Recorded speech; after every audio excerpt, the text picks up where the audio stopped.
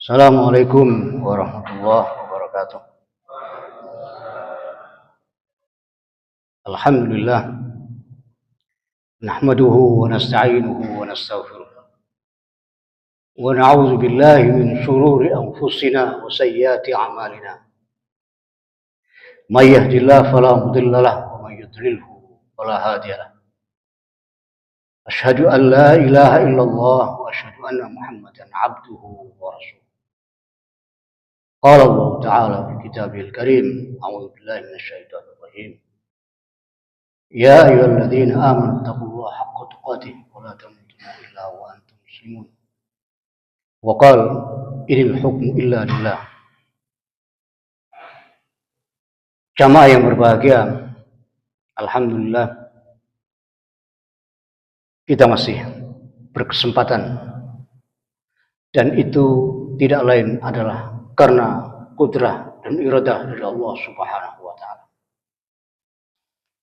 Tentu saja ini semua menjadikan sebagai hambanya sudah selayaknya kemudian kita bersyukur kepada Allah Subhanahu wa ta'ala, yaitu tentu dengan melaksanakan setiap perintah-perintahnya dan menjauhi setiap yang dilarang oleh Allah dan Rasulnya. Jamaah yang berbahagia, tadi oleh Imam Ustaz Nur Khalis tadi dibaca bahwa di antara sifat ibadur rahman itu adalah yang suna alal ardi hauna. Ini menjadi sikap hidup kita mestinya. Bahwa tidak ada yang bisa kita banggakan. Kita ini hina di hadapan Allah Subhanahu wa ta'ala. Dan itu dijelaskan bahwa bentuk hauna itu adalah dengan bentuk wala tusair hajjaka linnas wala tamshi fil ardi hauna marah. Mudah-mudahan ini menjadi peringatan untuk kita semua agar kita lebih tunduk kepada Allah Subhanahu wa ta'ala. Jamaah yang berbahagia, pada malam ini kita sampai ayat hukum yang ke-6 dari surah An-Nisa. Dalam hal ini penyusun Nailul Maram memilih ayat ke-6 dari surah An-Nisa sebagai ayat hukum adalah ayat yang ke-19. Bismillahirrahmanirrahim. Al-ayatus sadisatu, ayat yang ke-6.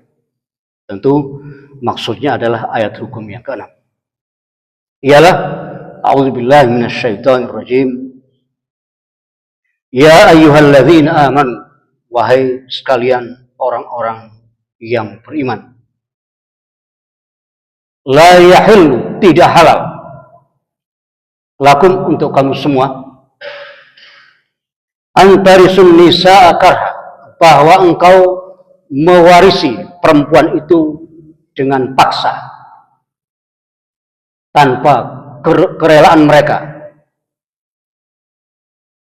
Wala ta'dhuluhun, dan janganlah engkau membuat mereka itu merasa sempit, atau jangan engkau bersikap keras. Litazhabu bi ba'dhi ma ataitumuhun, dengan maksud agar engkau mendapat apa yang pernah engkau berikan kepada mereka. Ialah agar dia memperoleh sesuatu dari mahar yang pernah diberikan kepada istrinya itu atau kepada perempuan itu. Nanti kita lihat, illa ayyatina bi fahishatin mubayyinah, kecuali bahwa mereka itu melakukan sesuatu yang disebut dengan fahisyah mubayyinah. Fahisyah mubayyinah yang dimaksud di sini adalah nusus, yaitu sikap bangkang kepada suami. Wa ashiruhunna bil ma'ruf, dan pergaulah mereka itu dengan cara yang ma'ruf, dengan cara yang baik. Fa in karihtumuhun, maka jika mereka itu ada sesuatu yang tidak kita sukai, ada sesuatu yang tidak disuka, fa'asa an takrahu syai'a, maka bisa jadi engkau membenci sesuatu itu adalah justru wa yaj'alullahu fihi khairan katsira. Allah menjadikan kebaikan yang banyak padanya. Ayat ini nanti mengingatkan kepada kita semua, wabil khusus kepada para suami atau sebaliknya kepada para istri, bahwa kekurangan yang ada pada masing-masing, apakah istri atau suami, itu justru asa. Terima kasih. Jadi apa yang tidak kita suka itu adalah justru bisa jadi itu ada sesuatu yang baik pada mereka itu. Artinya masing-masing pasangan ini harus berkurang lebih begitu. Karena kita tahu kita tidak sempurna. Pasangan kita juga insya Allah tidak sempurna. Baik, nanti kita lihat.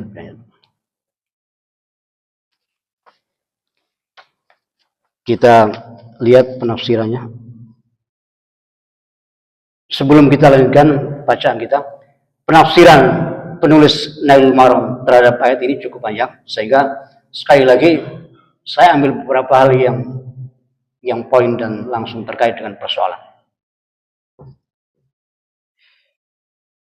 Makna ayat ini yattadhihu, itu menjadi jelas bima'rifati sababi nuzuliha, dengan mengetahui sebab turunnya.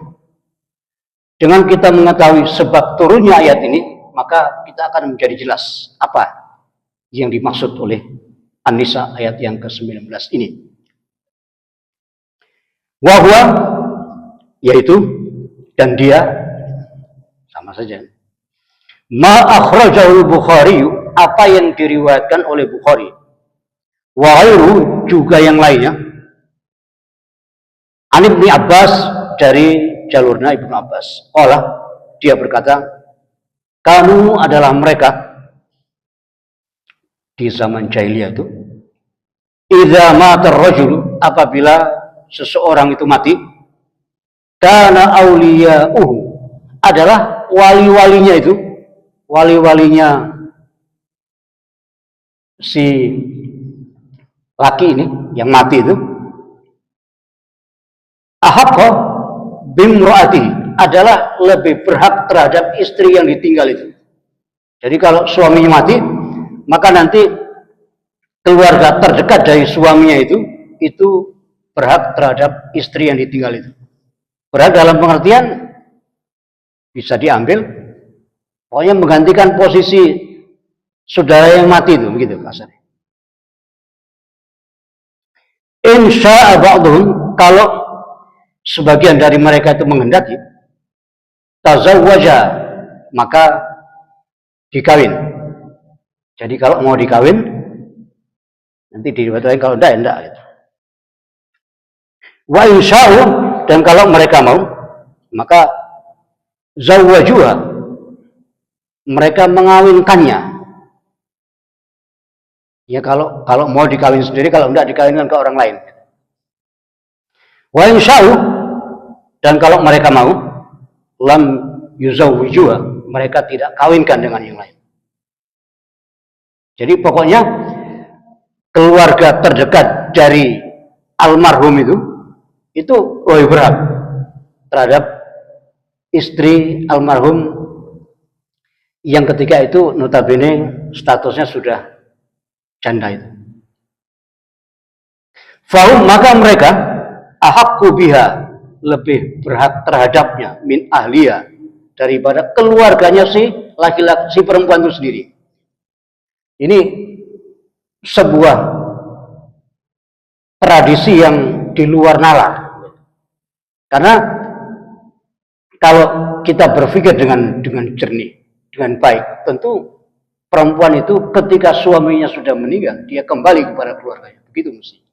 Karena kita tahu bahwa yang namanya hubungan suami istri itu adalah karena adanya akdun nikah. Begitu ada akad, maka si perempuan itu adalah menjadi milik suaminya. Artinya ketika si suami meninggal, atau termasuk mencerai, berarti pernikahan itu selesai. Ketika selesai, maka kembali ke asal. Di dalam ilmu hukum kita diajarkan bahwa sesuatu itu mestinya merujuk kepada asal. Jadi apapun asalnya, maka kembali kepada asal itu. Jadi kalau pada asalnya perempuan itu adalah, katakan, punya keluarganya, kemudian dinikah oleh laki-laki menjadi punya laki-laki, lalu si laki-laki itu meninggal, maka mestinya kembali kepada keluarganya. Begitu asalahnya itu. Sehingga tadi saya sampaikan bahwa kalau kemudian ada tradisi semacam itu, yang bahwa keluarga almarhum itu lebih berhak daripada keluarga si perempuan itu tentu sebuah pemikiran dan tradisi yang tidak logis, begitu, yang sulit diterima oleh nalar yang baik. Ini menunjukkan bahwa tidak setiap tradisi itu boleh diterima sebagai sebuah cara pandang terhadap sesuatu. Bahkan justru jamaah yang berbahagia, datangnya agama itu diantaranya adalah dalam kerangka meluruskan, mengoreksi apa yang atau mana-mana yang kemudian tradisi dan cara berpikir itu tidak benar, atau bahkan justru bertentangan dengan ajaran Allah juga ajaran para rasulnya, gitu. Sehingga tidak ada kemudian tradisi mutlak, itu tidak ada. Karena yang mutlak itu hanya Allah Subhanahu wa Ta'ala. Sehingga ketika sebuah tradisi harus kalah oleh syariat, maka kita harus menerima semua itu. Misalnya tradisi ketika lebaran biasanya kita lebih cenderung untuk longgar bersalaman dengan perempuan yang bukan mahram misalnya. Itu biasanya dengan alasan ya karena sudah menjadi tradisi begitu, berlebaran begitu. Nah, tentu saja jamaah yang berbahagia, apapun dia, termasuk kasus contoh yang baru disebut itu, ketika memang itu dianggap sebagai sesuatu yang tidak boleh dilakukan, maka tentu harus kita tinggalkan, meskipun itu sudah mentradisi istilahnya. Baik, pada riwayat lain saya sebutkan satu riwayat lagi agar kita punya gambaran yang lebih utuh. Misalnya di Fathul Qadir misalnya disebut begini, wa fi lafdhin, dan pada satu lafaz, libni Jaririn, bagi Ibnu Jarir, wabni Abi Hatim, dan oleh Ibnu Abi Hatim, anhu, darinya, berarti masih bersumber kepada Ibnu Abbas tadi. Fa'in, ini detailnya ini. Fa'in kana jamilatan, kalau si istri yang ditinggal mati suami itu jamilah, cantik, tazawwaja, dia kawini, dia dipersunting sendiri. Wa in kanat jamimatan, pada sebuah naskah disebut zamiyah, tapi insya Allah yang benar adalah damimah. Ini sesuai dengan hadis yang menceritakan, jadi ada seorang perempuan yang suaminya itu disebut damim. Jadi karena menyebut terkait suami, maka muzakkar, damim. Damim itu tingkat buruknya itu di bawah standar. Sehingga perempuan tadi yang lapor ke Rasul itu, Rasul, saya punya suami itu damim. Jadi tingkat buruknya itu di bawah standar, di bawah rata-rata orang. Sehingga sampai diceritakan, kalau seandainya saya tidak takut kepada Allah, laula makhafat Allah, kalau saya tidak takut kepada Allah, la basaqtu wajha, saya ludahi mukanya itu. Saking beleneknya istilahnya gitu. Saking damimnya gitu. Nah, jadi berarti di sini wa idza kana damimatan, kalau ternyata si perempuan itu jelek, yang notabene di bawah standar tadi itu, habasa, ditahan. Maksudnya ya tidak dikawini, ya tidak dikasihkan orang lain gitu. Dianggurkan gitu. Hatta tamuta, sampai dengan dia mati. Ini zalim ini. tidak dinikahi dan tidak dinikahkan, ditahan, dihalangi. Fayaritha, kemudian ketika si istri ini mati, diwarisi hartanya. Ini sebuah tradisi yang jahiliyah. Waqad ruwiya hadza sababu bi alfaz, dan sungguh diriwayatkan sababun nuzul ini dengan beberapa teks yang berbeda. Baik jamaah yang berbahagia, kita lanjutkan bacaan kita. La yahillu lakum, tidak halal bagi kamu. Tidak halal bagi kamu itu artinya haram. Jadi berarti dengan kata lain, haram bagi kamu antarisun nisa karha, engkau mewarisi perempuan itu dengan cara paksa. Susunan ini bahwa kamu haram mewarisi perempuan dengan cara paksa, ini tentu istilahnya mafhum mukhalafah. Jadi maksudnya kebalikan dari teks ini berarti kalau perempuan itu diwarisi dengan tidak paksa, itu seolah menunjukkan boleh. Tidak ada, tentu tidak ada, kecuali pewarisan itu adalah karena faktor pernikahan atau darah itu. Tapi kalau seperti ini tidak ada. Jadi, keluarga terdekat dari si laki tadi tidak ada hubungan dengan perempuan itu. Dari mana dia harus mewarisi? Nah, maka artinya la yahillu lakum an tarisun nisa karha, ini tidak boleh di mafhum mukhalafah dari itu. Kenapa kemudian tidak bisa dimafhum seperti itu? Tidak bisa difaham sebaliknya seperti yang disampaikan tadi. Ini karena menunjukkan istilahnya lil aghlab. Ini untuk menunjukkan kebiasaan. Artinya bahwa kebiasaan yang terjadi di zaman itu ya seperti itu. Lagi-lagi dalam konteks ilmu hukum itu ketika ada sebuah teks agama, yang teks agama itu menunjuk kepada sebuah kebiasaan, kepada aghlabiyah, maka ini tidak boleh di mafhum mukhalafah. Tidak boleh difaham sebaliknya. Misalnya begini, di sebuah ayat dikatakan la taqtulu auladakum khasyata imlaq misalnya. Jangan kamu bunuh anak-anak kamu karena takut miskin. Teks ayat ini menyatakan larangan membunuh anak itu karena takut miskin. Tentu kita sebagai makhluk yang diberi akal oleh Allah Subhanahu wa taala, kita pasti akan paham atau pasti berpikir di benak kita, berarti kalau membunuh keturunan bukan karena takut miskin, berarti boleh begitu. Nah, pemahaman ini sekali lagi ini tidak benar. Artinya tidak bisa kemudian difaham bahwa boleh membunuh anak kalau sebabnya bukan karena miskin. Tidak bisa seperti itu. Kenapa? Karena ayat yang menyatakan la taqtulu auladakum khasyata imlaq itu adalah menunjuk kepada tadi aghlabiyah. Kebiasaan orang itu tidak punya anak banyak itu biasanya karena faktor ekonomi, begitu kalau istilah sekarang. Jadi khasyata imlaq itu dalam konteks sekarang bisa kita artikan faktor ekonomi. Jadi tidak bisa tentu difaham kalau bukan karena faktor itu terus boleh, tidak bisa. Karena tidak ada pembunuhan yang dibenarkan kecuali misalnya karena qital, perang misalnya, atau karena qisas misalnya. Gitu. Selain itu tidak ada. Nah, oleh karena itu jamaah yang berbahagia, maka sekali lagi pemahaman terhadap lafaz la yahillu lakum an tarisun nisa karha seperti yang disebut di awal tadi, bahwa seolah boleh memaksa, seolah boleh mewarisi perempuan kalau tidak terpaksa, itu tidak ada. Karena ini menunjuk kepada aghlabiyah tadi.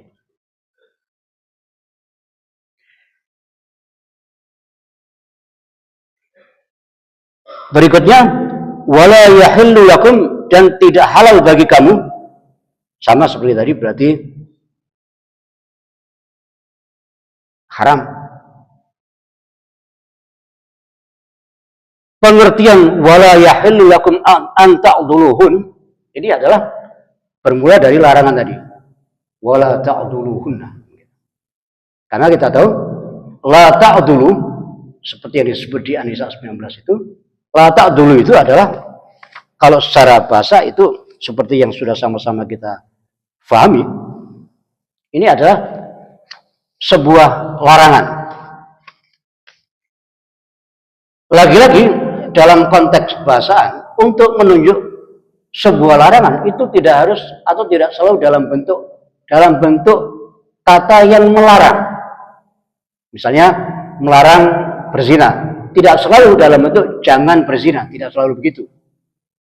Jadi bisa dengan ungkapan yang lain. Misalnya dikatakan bahwa zina itu adalah fahisyah. Zina itu adalah perbuatan yang keji. Ketika disebut zina itu perbuatan keji, ini menunjuk bahwa zina itu dilarang. Nah, ini yang disebut dengan istilah uslub itu, gaya bahasa itu. Jadi artinya untuk menunjukkan terlarangnya menyusahkan perempuan tadi itu, istri yang ditinggal suami tadi itu tidak selalu dengan bentuk la ta'dulu, tidak selalu dengan bentuk kata yang menunjuk kepada larangan. Tapi bisa dengan ungkapan seperti yang ada dalam bacaan kita itu, yaitu wala yahillu lakum. Berarti wala yahillu lakum an ta'duluhun, maka tidak halal bagi kamu bahwa engkau mempersempit mereka, engkau berlaku keras kepada mereka, engkau menghalangi mereka, sama saja. An ayyatazawwajna ghairakum, yaitu dia menikah dengan selain kamu. Jadi berarti maksudnya tidak boleh kemudian si keluarga dekat itu melarang mantan istri keluarganya itu untuk kemudian tidak boleh kawin dengan orang yang tidak ada hak dia itu. Tidak ada urusan itu. Begitu suaminya meninggal, maka keluarga tidak ada kaitan dengan persoalan itu. Keluarga si laki itu. Bahwa perempuan itu mau kawin lagi, mau tidak, itu urusan dia.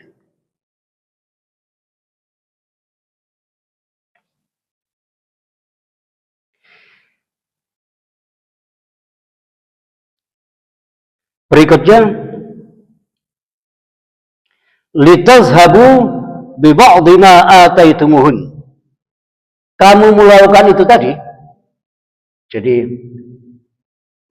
bersikap keras kepada mantan istri saudaranya tadi itu dengan target agar kamu peroleh sebagian dari apa yang pernah diberikan mahar itu. Karena begini maunya, kalau kemudian si perempuan ini setelah suami meninggal terus dia nikahi misalnya, kemudian dia bersikap keras kepada istrinya ini, kepada si perempuan ini, tentu si perempuan ini kan menjadi ya tertekan begitu. Bisa jadi karena tertekan, karena sikap kerasnya si suami berikutnya ini, kemudian dia mencabut dirinya, dia khulu. Ketika dia khulu, maka dia harus mengembalikan maharnya itu. Bisa juga dengan target itu si suami kedua tadi. Jadi istrinya ini dibuat bagaimana supaya dia tidak nyaman, dia sedih dan seterusnya, supaya nanti dia khulu. Begitu khulu, dia dapat uang deh, karena dia harus memberi maharnya tadi kepada suami itu, mengembalikan.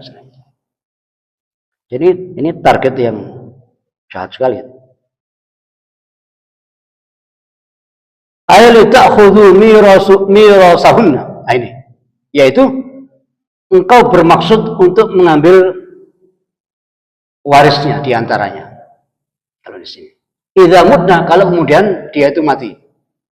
Jadi kalau tidak khulu ya saya mati gitu. Kalau mati berarti dapat warisan gitu. Targetnya. Nah ini, au liyadfa'na ilaikum sadaqahunna. Au liyadfa'na, atau dengan maksud untuk mengembalikan ilaikum kepadamu sadaqahunna, mahar dia itu, mahar mereka itu. Jadi kalau istri tadi sudah tidak nyaman, bisa jadi dia kemudian khulu. Karena khulu, maka dia akan mengembalikan mahar itu. Targetnya supaya mahar ini kembali. Idza azintum, apabila kamu mengizinkan lahunna, bagi mereka, bin nikah, menikah. Ya maksudnya sikap tidak baik kepada istri tadi itu bisa dengan maksud agar nanti kalau mati dia dapat warisan, atau kalau dia khulu dia dapat kembalian mahar itu. Pokoknya targetnya harta di sana, uang. Ini target terendah ya, gitu. Ya, bukan haknya. Gitu.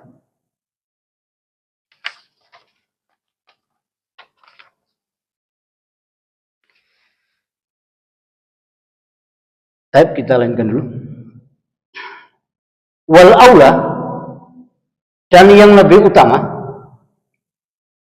ayyuqal, hendaklah dikatakan, ya maksudnya yang lebih tepat adalah pendapat yang menyatakan, gitu. Innal khitab, bahwa khitab ayat ini yang menyatakan la yahillu lakum tadi itu fi qauli, pada firman-Nya yang berbunyi la yahillu lakum, itu adalah lil muslimin, untuk orang Islam. Jadi maksudnya kalimat la yahillu lakum la ta'duluhun, gitu.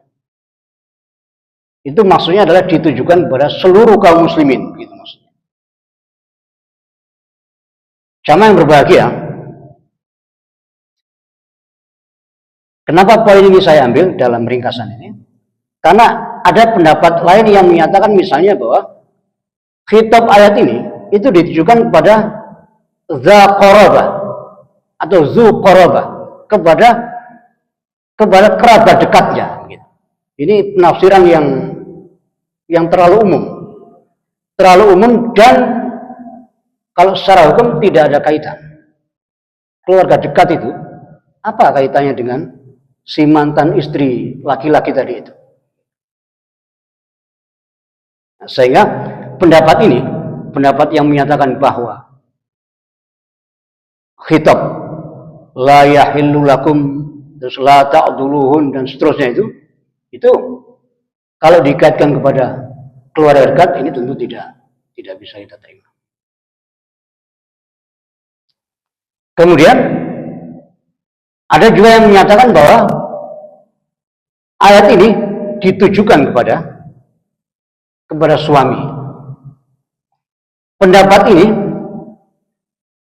bisa kita terima karena ayat ini, kalau kita baca sambungannya dari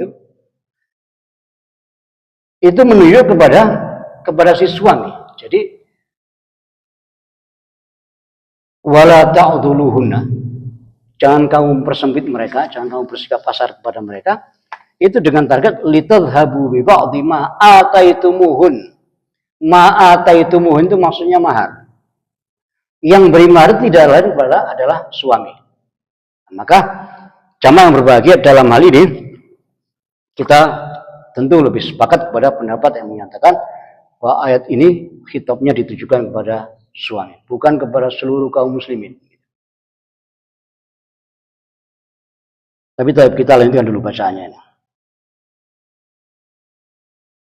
Ay la yahillu lakum, yaitu tidak halal bagi kamu, ma'asyiral muslimin, wahai sekalian kaum muslimin, antarisun nisaa karha, bahwa engkau mewarisi perempuan atau istri itu dengan cara paksa.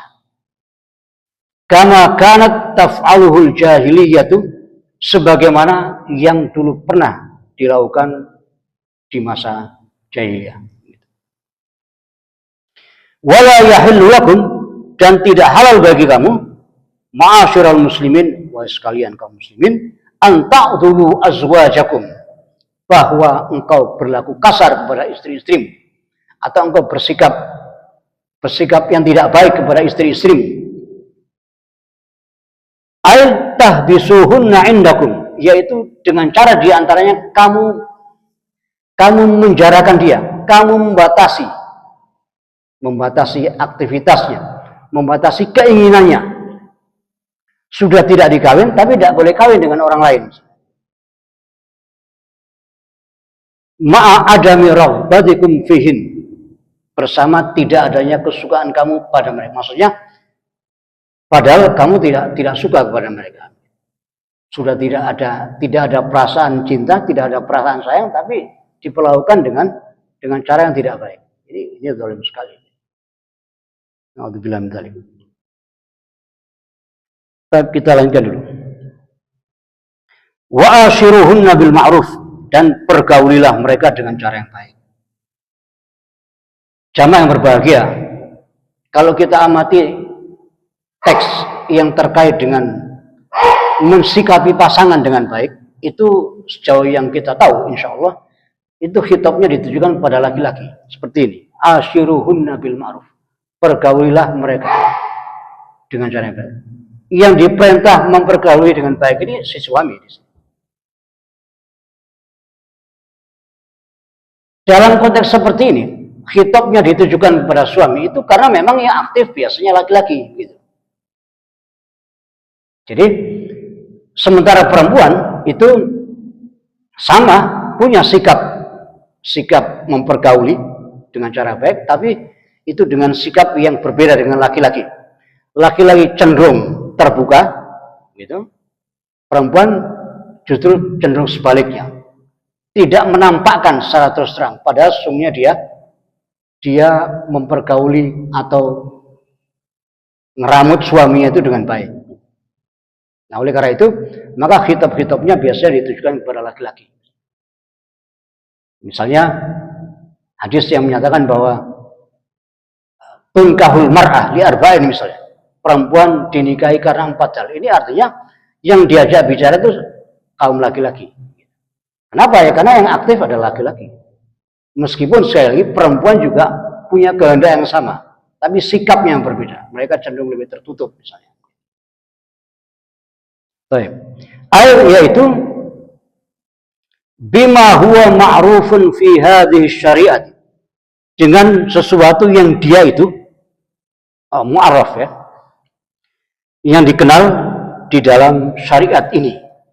Ya maksudnya tentu yang dimaksud ma'ruf ini adalah sesuatu yang dalam kacamata syariat itu bisa dibenarkan. Ini sering saya sampaikan bahwa ma'ruf itu tentu harus sesuai dengan prinsip-prinsip syariat. Gitu. Tidak bisa misalnya ma'ruf itu biasa diartikan baik. Nah, baik itu bisa dipandang orang begini. Jadi melakukan pasangnya atau istrinya dengan baik, tapi tidak senonoh misalnya. Baik tapi tidak senonoh. Misalnya, mohon maaf,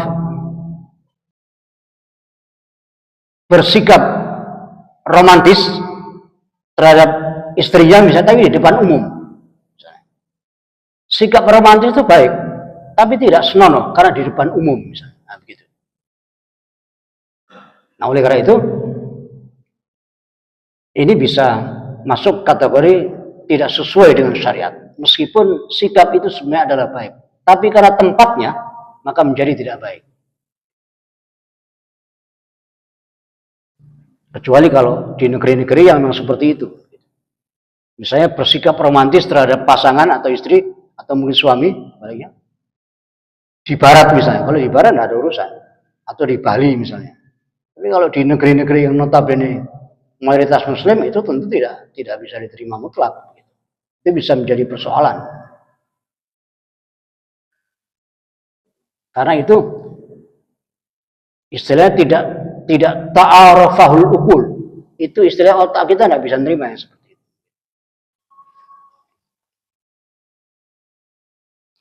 Wa baina ahliyah, dan di antara keluarganya. Min husnil mu'asyarah, dari baiknya bergaul. Jadi maksudnya bergauli di antara keluarga, apakah istri atau yang lain di antaranya, dengan cara yang baik. Wa huwa khitabun, dan dia ini khitabnya adalah lil azwaj, ditujukan kepada azwaj, pada para suami. Au lima huwa am, atau kepada sesuatu yang dia itu sifatnya lebih umum. Ini penafsir masih memberikan kemungkinan bahwa perintah ashiruhunna bil ma'ruf ini kemungkinan pertama adalah khitabnya ditujukan kepada azwaj, kepada suami, atau sebaliknya kepada istri. Tapi penafsir masih memberi kemungkinan au lima huwa am, atau kepada sesuatu yang sifatnya lebih umum. Misalnya kepada walinya, atau kepada secara umum kaum muslimin. Jadi berarti walinya atau secara umum kaum muslimin harus memperlakukan keluarga itu dengan yang baik.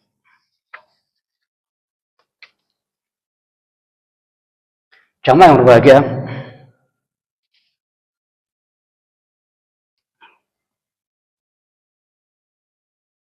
sedikit sebagai tambahan terkait dengan poin asyiruhunna bil ma'ruf ini, untuk mengingatkan kita semua, termasuk saya sebagai orang yang berkeluarga, yang bertanggung jawab terhadap keluarganya.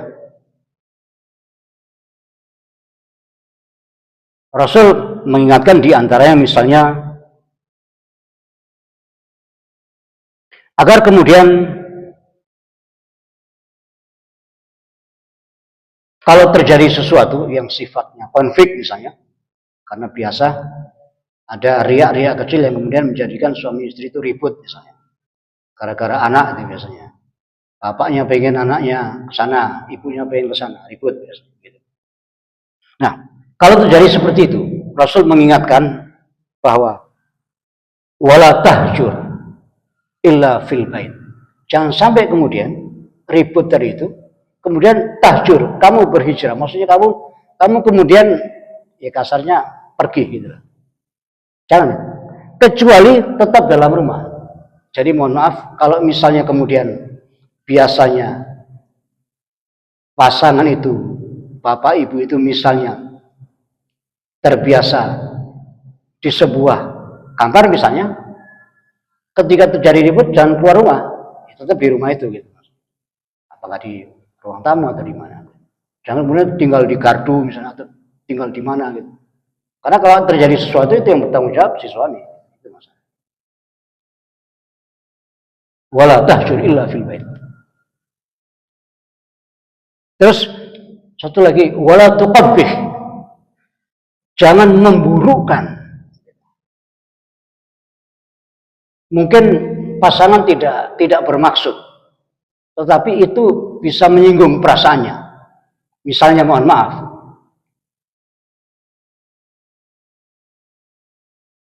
si istri pengennya suaminya itu setiap bulan tuh potong rambut misalnya. Satu ketika suami lupa, sudah lewat waktunya belum potong rambut. Kalau misalnya rambutnya sudah mulai ubanan misalnya, kan nampak tuh ubanannya. Terus istrinya bilang, kenapa enggak potong? Nanti kan kelihatan ubannya itu. Nah, ini kan seolah-olah bahwa istri tidak bisa menerima kehadiran uban di kepala suaminya. Walaupun dia enggak ngomong enggak suka, tapi kalimat seperti itu bisa mengarah ke situ. Kenapa harus nyebut-nyebut uban misalnya? Kenapa enggak bilang aja potong aja bang, atau potong aja mas gitu. Ini sudah waktunya misalnya. Nah, jadi itu hal yang perlu. Atau sebaliknya suami juga begitu. Jangan kemudian menyampaikan sesuatu yang sifatnya bisa membuat, apalagi memburukkan gitu. Mentang-mentang sudah mulai tua terus disebut ya pokoknya diburukkan, tuqabbih, memburukkan.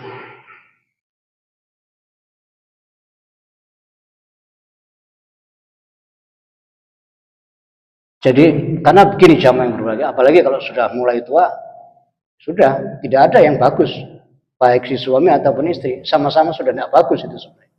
Jadi kalau suami terlalu menuntut supaya bagus juga tidak, karena dia juga sudah tidak bagus kan ketika itu.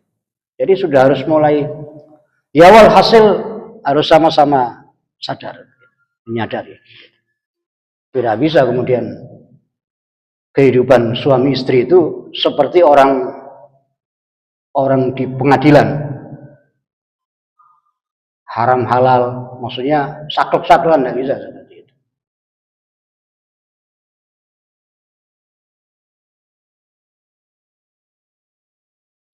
Baik, kita lanjut dulu. Nanti kalau ada yang kurang bisa disambung. Fa in karihtumuhunna, maka jika kamu ada yang tidak menyukai dari mereka itu, lisababin minal asbab, karena sebab di antara sebab-sebab yang ada. Jadi ada satu hal yang tidak kamu sukai misalnya dari pasangan itu, dari istri itu. min ghairi irtikabi fahishatin, bukan karena melakukan sesuatu yang fahisyah. Maksudnya tidak menyukai sesuatu dari si istri atau dari pasangan katakan yang sifatnya bukan fahisyah. Jadi hal-hal yang bukan maksiat, misalnya ya kayak tadi. Jadi misalnya enggak, katakan kurang sreg lah kalau kemudian suaminya itu tidak memendekkan rambutnya misalnya, atau sebaliknya. Nah, ini karya tidak suka terkait dengan sesuatu yang sifatnya bukan maksiat. Kalau sudah seperti itu, tidak suka terhadap sesuatu yang sifatnya bukan maksiat, ya kurang lebih tadi itu. Ya karena memang tidak bisa orang harus sempurna, itu masalah.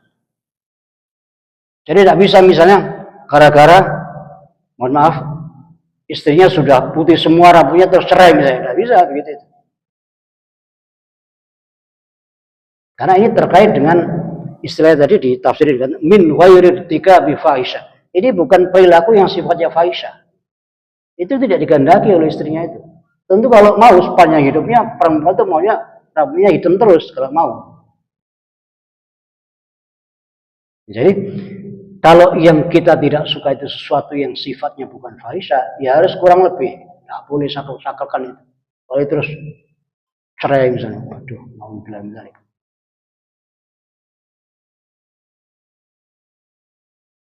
Wala nususin, dan juga bukan karena nusus. Ya maksudnya kalau nusus itu kan artinya istri yang bangkang. Jadi maksudnya kalau istri itu sudah taat ya sudah. Kalau ada kekurangannya terima, itu maksudnya. Jadi prinsipnya atau sebaliknya sama aja. Kalau dalam konteks ini berarti kalau istri itu sudah taat, sudah. Jangan cari-cari. Atau sebaliknya, kalau suami itu sudah baik, sudah. Jangan cari-cari, begitu maksudnya. Karena kalau cari-cari, pasti ada. Ya kamu juga ada, begitu nanti.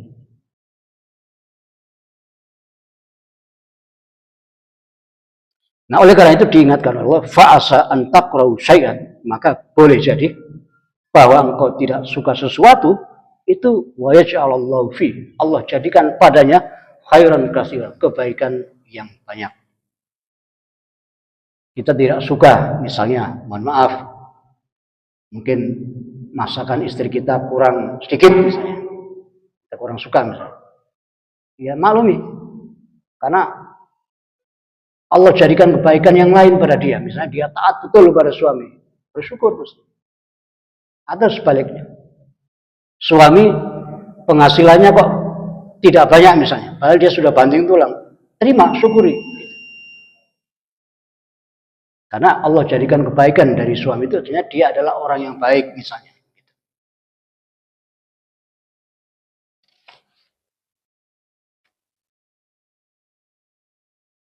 Ay fa'asa ayyaul al-amru ila ma tuhibbunahu min dhahabil karahati wa tabadduliha bil mahabbah, yaitu boleh jadi kemudian apa yang kamu tidak suka tadi itu berubah menjadi sesuatu yang kamu sukai, bisa jadi.